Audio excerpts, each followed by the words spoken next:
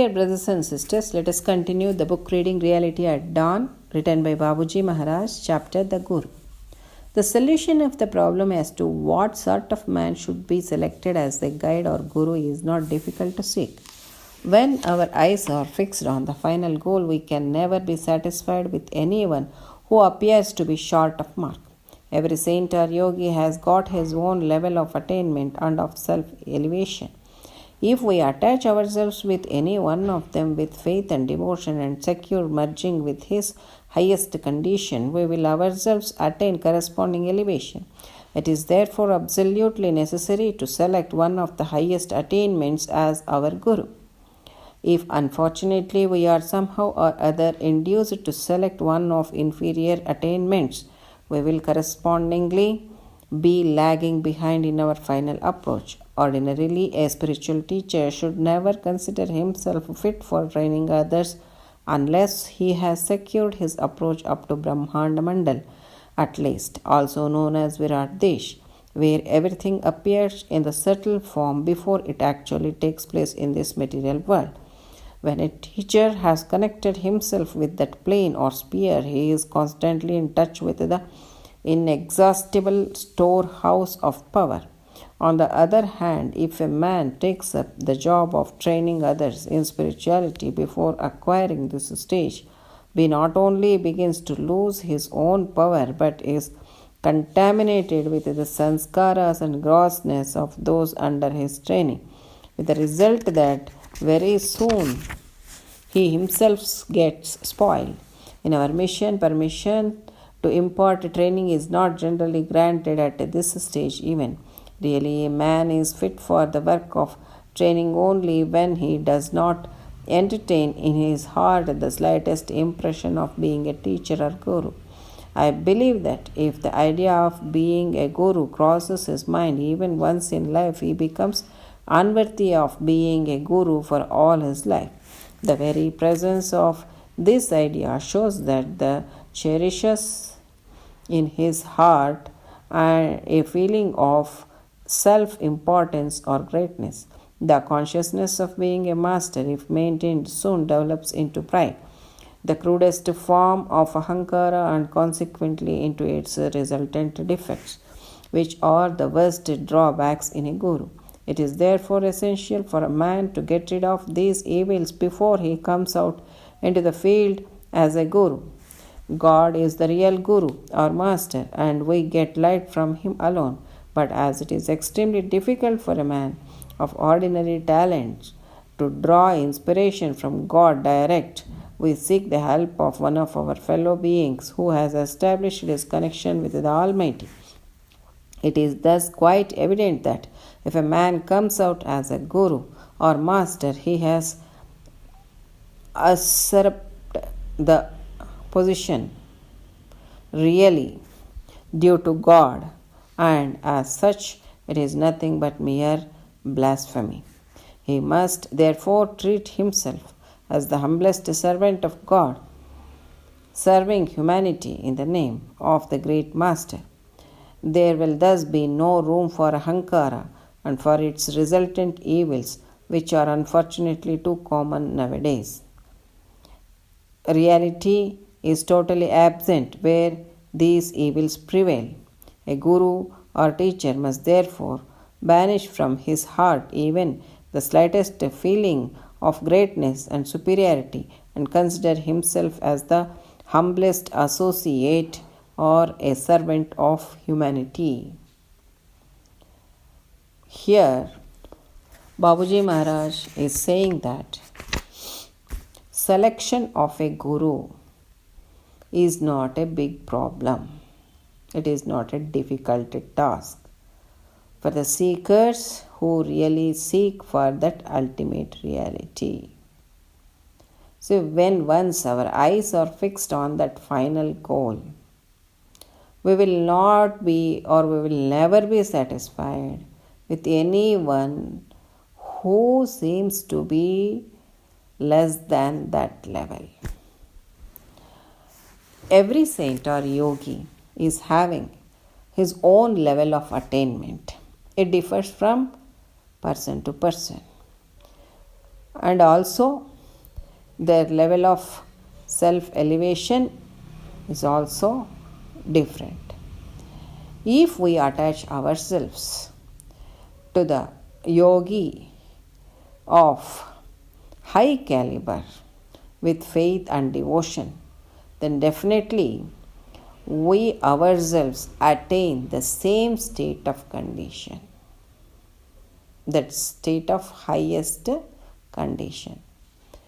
But unfortunately, if we connect ourselves to the person who is below that level, knowingly or unknowingly, and was imparted by his training, then definitely we will not reach the ultimate goal, because the person who is imparting the training, he himself has not achieved that highest state of condition.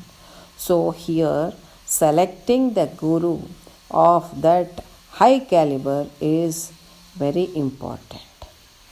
Usually a spiritual teacher should never consider himself fit for the training of people until and unless he has secured his approach up to Brahmanda Mandal, or it is also called as Virat Desh, where everything that happens in this material world has happened in the subtle form in Virat Desh or Brahmanda Mandal.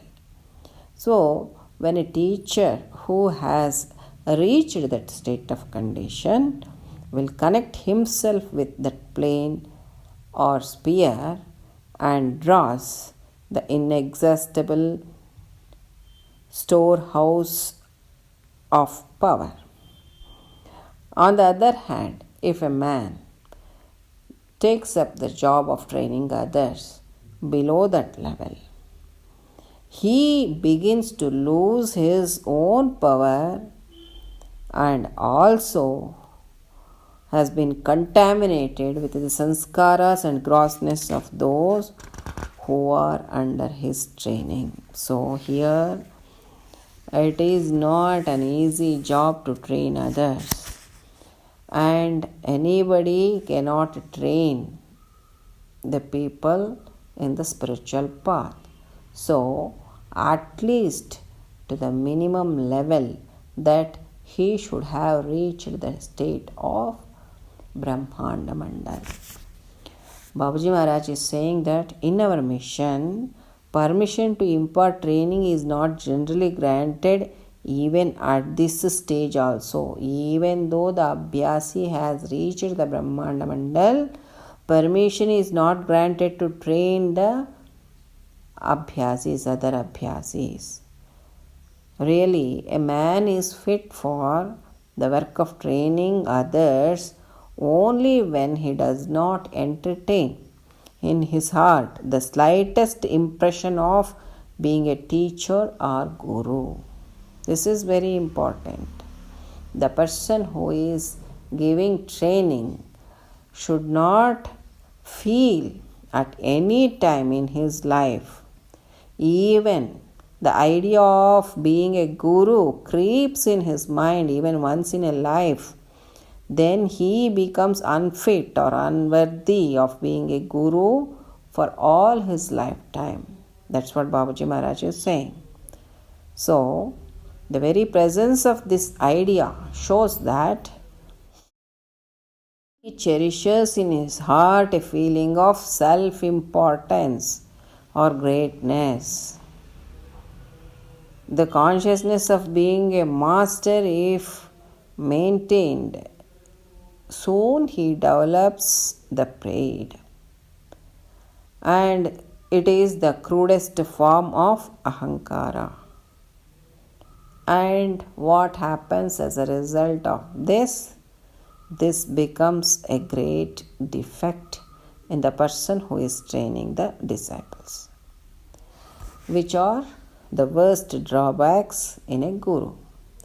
So, it's therefore essential for a man to get rid of all these evils before he starts imparting training to others in the field of spirituality.